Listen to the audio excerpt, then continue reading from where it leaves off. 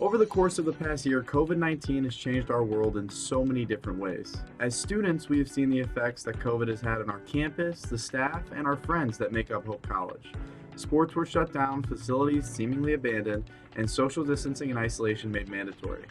These changes were drastic slashes to the programs that were the very reasons we came to Hope. Even so, these were not the hardest decisions for those in charge to make. Hence, we were compelled to learn more about the tough situations that our professors struggled with. We talked with one teacher from each learning format, these being asynchronous, in-person, and hybrid classes. Our conversation shed light on the immense impact that COVID had in the classroom and in their personal lives. Thank you so much for joining us, everyone. Could you please tell us all a little bit about yourselves? Hi, thank you so much for having me. I'm Professor Guillemiri and I teach in the Spanish section. My name is Dr. Olufemi Oluviedun. I'm an assistant professor here at Hope College in the kinesiology department. My kind of background or what I'm focused on in my department is sports psychology, so I teach a few courses on that. I got my PhD at Michigan State University as well as my master's, both in sports psychology. Normally organic 1 and 2, lecture and discussion, and lab. Okay. And then how long have you been a professor at Hope? This is my 17th year. 6 years. Yeah. In addition to our amazing crew of teachers, we also had Jeffrey Petson of the steering committee. Mr. Petson, could you outline what the steering committee is and how you picked its members? Sure. So the steering committee really was formed as a group to deliberately think about COVID and operations of the college. It became clear to us that this was going to be not a project that didn't fall neatly into like anybody's area. There's a health component to it, but obviously it's going to affect student life. So there's that component. There's an operations component. There's a finance component. All these things. So we needed folks who could. We didn't necessarily need folks from all those areas, but we needed folks who were willing to sort of think across all those areas and realize that a decision made is going to impact all of those areas. And so, again, in some cases, we brought folks in, like we have somebody from residence life on the committee. Communication is a big one, so we have from communication. You know, we had a sort of some folks with some skills, but really it was just folks who, weren't afraid of whatever was coming. These members were certainly dealing with incredibly tough problems, as any and all decisions had to answer this question. Are we creating a dangerous situation, like a physically dangerous situation? You had a good idea, and of course we were educated on it. We had the experts, but at the end of the day, nobody was willing to tell you what was going to happen in 3 months because nobody knew what was going to happen. Throughout this pandemic, individuals on Hope's campus have altered the ways they communicate with their coworkers, friends, and classmates. Individuals have had to find ways in order to stay in touch while also remaining socially distanced. And with that has come the high use of technology. In order to communicate and remain in touch with other individuals, many have turned to email, text, and meetings to ask questions or to even just catch up with one another. Some professors now even offer online office hours in order to still give that option to students but also remain safe. This pandemic has proven that many rely heavily on technology to keep the interpersonal relationships they have with others. What about your staff relationships or just your friendly coworkers? How has that changed? Yeah, it has changed a lot too. So we would usually see each other in the hallway, say hi, or like talk about certain things or ask a question, like a quick question, right? Run to someone's office. I have a quick question. Now it's an email, now it's a meeting, so everything is taking a lot more time. But yeah, not seeing my colleagues is not very easy too. So I miss seeing them, I miss running into each other, and now it has to be a long email. How is everything going, right? I hope life is going well, and so on and so forth. But I'm glad that some people still keep in touch, although we don't see each other. And hopefully we will be able to be together again soon. As many classes have turned online, understanding nonverbal cues and recognizing them have become more challenging for both those teaching and for the students interacting with one another. A barrier has been created with professors and students with other students when it comes to the use of nonverbal communication. With students on a small screen, it has become more difficult for professors to see the ways in which students may be expressing their thoughts and their emotions. So like you said, a lot of times actually technology students can be more engaged, but it's also a little more difficult to communicate and understand while on Zoom. So in what ways have you seen it affect nonverbals? Because a lot of times communication can be so important through your nonverbals. So how have you seen this on Zoom and overall just on like Google Meets or whatnot? Yeah, you're very right. It definitely affects how students are talking to each other. No nonverbal clues, right? We don't have those on Zoom, and so sometimes when I would send students to work in groups in breakout rooms, I'd go and there is this awkward silence, and no one wants to start talking. Just kind of guiding students through every step has been something that has helped, and having very specific questions. What I like about Zoom is that you can give specific questions in a specific time frame for students to go and do the work. And again, I have had very positive experience with my students, so I only have good things to say. But I understand that it is hard for students too. And you know what? We're human. Some days we just don't feel like talking, right? And so I just want to sit here and not talk. I just want to hear and listen what other people have to say. So not having that, not being able to express that in nonverbal ways, it's difficult for students. So some people are like, well, this person doesn't want to talk to me. How am I going to complete this activity, right? But just again, asking students to write in chat if they have something to say in case they don't want to speak, that has helped as well. But we do what we can, so. In addition to the barrier that has come with the use of online schooling, masks have also made it difficult to understand nonverbal cues in public. One's mouth is a large component in signaling nonverbals, but when it is covered by a mask, it is extremely difficult to read and understand what one may be communicating. This lack of nonverbals can create misunderstandings or even miscommunications. After 1 year of wearing masks, many have begun to express their nonverbals in different ways or even understand nonverbals better. As over half of the world's schools shut down completely due to the pandemic, many turned to technology to save education. Technology has become a huge part of both learning and teaching for those in school. Students and professors have gotten used to using Zoom, Google Meets, and Microsoft Teams as a main form of communication for teaching and learning. These platforms allow for a productive space to meet, learn, and teach despite the changes that COVID brought to the classroom. This use of technology has proven to be extremely efficient and effective. It has allowed for safe spaces without having the worry of spreading the coronavirus. Without these forms of technology, teaching and learning would have been nearly impossible given the circumstances of COVID-19. Not only has technology allowed for a safe space, it has also allowed for new relationships to form and for old ones to remain.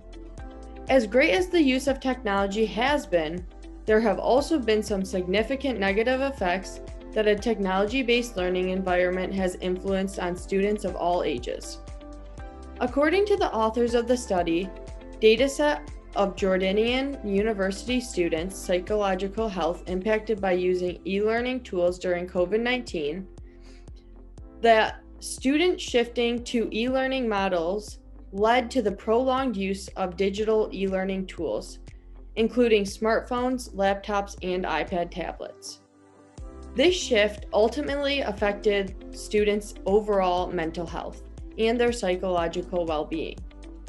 Their study focused on the impact of the excessive use of COVID-19's e-learning digital tools on university students' psychological and mental health. In addition to the technological effects of COVID-19, the way that people form connections and interact has changed so much due to the pandemic. Interpersonal communication is defined as the process of the exchange of information, feelings, and ideas between two or more people through verbal and nonverbal methods. This often includes face-to-face exchange of information in the form of voice, facial expressions, body language, and gestures. Due to interpersonal relationships mostly relying on face-to-face interaction, they are greatly affected by the pandemic. Students and professors were no longer allowed to interact with each other face-to-face due to the risk of spreading COVID-19 to one another. This has almost completely eliminated the opportunity for people to interact in a form of voice, facial expressions, body language, and gestures on a normal basis. Due to this, there was much less connection being made between students and professors due to online learning. There was no more chatting before or after class, and students were less apt to make small talk while on Zoom rather than they would be sitting in a classroom at a desk. Nonverbals have become a challenge to read and pick up over Zoom and through masks. One small thing that I really miss during these times is going into the classroom and trying to get ready for class, playing a little music and talking to students about their lives, just chit-chatting with students and getting to know them in person better. And so last semester I had to do in-person meetings for students who would like to meet and get to know each other. And so again, right, it's a little more mindful, a little more, what's the word that I'm looking for? But yeah, it's a little more planning. So I really miss that spontaneity in the classroom. One of Hope College's most prominent features is the fact that professors and faculty care about their students and want to know them as more than a student. However, this characteristic of Hope College was greatly challenged this year because in order to create interpersonal relationships with others, there has to be familiarity and comfortability between two people. Masks, Zoom lectures, and lecture recordings limited and sometimes destroyed the opportunity for students and professors to create familiarity and comfortability with one another. Dynamic tensions required for communication were much harder to establish this year. Professors saw that their students felt more distant just because they aren't making the same connections with their professors as they would during a normal school year. It's just a little harder on everyone. Students are a little more, a little more distant. And there is the same thing that we see out in the world of some people are, they've just decided where they're going to let their guard down a little bit. And hey, you guys are really just too close, but it's a choice. People have made that choice that no, with this small group of people, I'm just going to be a little more lax. Despite all of the negatives and challenges that COVID has brought to our campus this year, there have also been some good things to come out of the online classes and how people are creating meaningful experiences and connections with one another. When looking at the journal article, COVID-19, Pandemic and Online Learning, the Challenges and Opportunities, the author is able to bring the challenges and the opportunities together that the pandemic has brought us to conclude that despite the challenges, some parts of online learning will be sustained and education will become more hybrid due to the challenges of technology and communication as being resolvable and therefore a better way of teaching students. Have had more students coming to office hours than I would in a normal time. So that has been encouraging to see that students are active agents and they're trying to learn as much as they can, even during these difficult times. Through the ways that professors have had to change the way they teach, they have found better ways to mentor and teach their students than before the pandemic. There's some context in which it was always in person and people would just be like, well, it can't not be done in person, right? Like conferences. So there's a couple conferences that I was a part of this year where generally they're in person, you travel somewhere, you're staying in a hotel, you're presenting on a day. We're not doing that now, right? So it's required people to identify, okay, can we still host a conference in a virtual format, but make it as similar to an in-person format as possible? It's the same thing for teaching. So, I think before the thought was, you have to be in class, to be able to learn the content. Well, now we're seeing you probably have people that maybe aren't comfortable with, let's say they can't come to class for some reason. They can get a recorded lecture. They can they can join synchronously if they want. And that can be helpful for some where maybe when it's in person and I just speak and then we leave class, you maybe don't have a good idea. You're not able to rewatch the lecture because it was in person. Now you can, if it's recorded, you can listen to it as many times as you want, as slow as you want, right? I think that's been pretty nice and is a huge positive that I think students are like, hey, if I'm really trying to learn things for the long term, the delivery can be altered so that I actually can do so. Every Friday in my classes, this is something that I started doing during the pandemic. So last fall I started doing it, but every Friday is a mental health Friday, or like check-in Friday. And so we just sit down and talk to each other for like 5 minutes, make sure everyone is okay, make sure we support someone who needs support that day, or just vent. We're humans, we can vent. Sometimes we're allowed to do that as well. So that has been the practice that I started this pandemic, and I thought it has been effective. And I think students appreciate it. I have gotten feedback from students, and they enjoy having this kind of a little bit of a community building and seeing each other as people that are going through something difficult in different ways, but together. A big source of hope and joy at Hope College this year was just being able to be on campus with everyone together. Even professors saw a difference in their students since moving back to campus compared to the online learning version of learning that we saw in spring of 2020.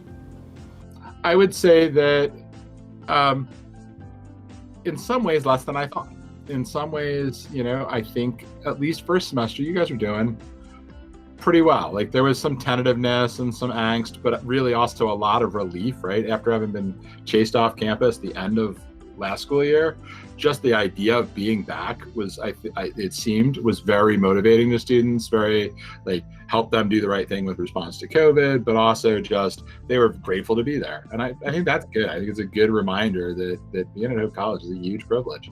Just as seen in the journal article, Quarantine, Distress, and Interpersonal Relationships During COVID-19 by Goodwin, not all relationships were damaged or got worse. Some even flourished and got better due to the circumstances of the pandemic. Students are no longer spreading themselves too thin and making a lot of shallow connections, but instead they're focusing on a small central group of people, which has ultimately led to a positive feeling and a stronger sense of community. Some of the relationships that are being made are all in all deeper and more meaningful than before. One that was good and bad is some students I think are really lonely right now. But other students, I think, are maybe less lonely. And it was a weird answer that I got from the student.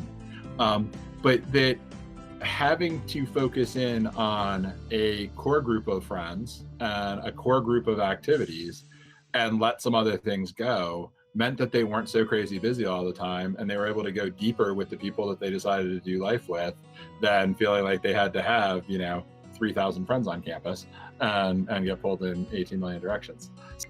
The focused purpose that has come from forming connections during COVID has been a huge positive, especially in the classroom setting. Professors and students are making time and becoming more aware of other people and how they are doing during this hard time. This awareness has opened up a lot of opportunities for people to form connection, more so than they might have before. Students have shown me that they can make the best of their situation, which is really important. I think, to be honest, we didn't appreciate a lot of things before the pandemic that now we're like, Hope is different. Hope students and faculty are different. However, even though we have all experienced a new hardship, we have proven that we are capable of caring for our community through it all, while still pursuing the same values that Hope has always been about. About my students, I have learned, I knew this was not news to me. I always say this, Hope students are different. Hope students are really good. But I've learned that Hope students have so much energy and so much resilience and tenacity that I'm surprised and happy and encouraged by it. And I really hope that this is not just during the pandemic, that students continue showing up with so much positive attitude toward their class, their learning, their communities. I really hope that they continue doing so. Through this entire process and journey of COVID-19 and being a college student trying to get through a global pandemic, it can be seen that Hope College is still Hope College. We got through this and are getting through this together. Hope is a community that helps each other and lifts each other up, even amidst the most unfortunate of circumstances. Hope College, as a community, had decided that we were going to push through this time together and come out the other end better off than before. If we hadn't put all the effort in to help each other and communicate hope in our everyday lives, we wouldn't be where we are today.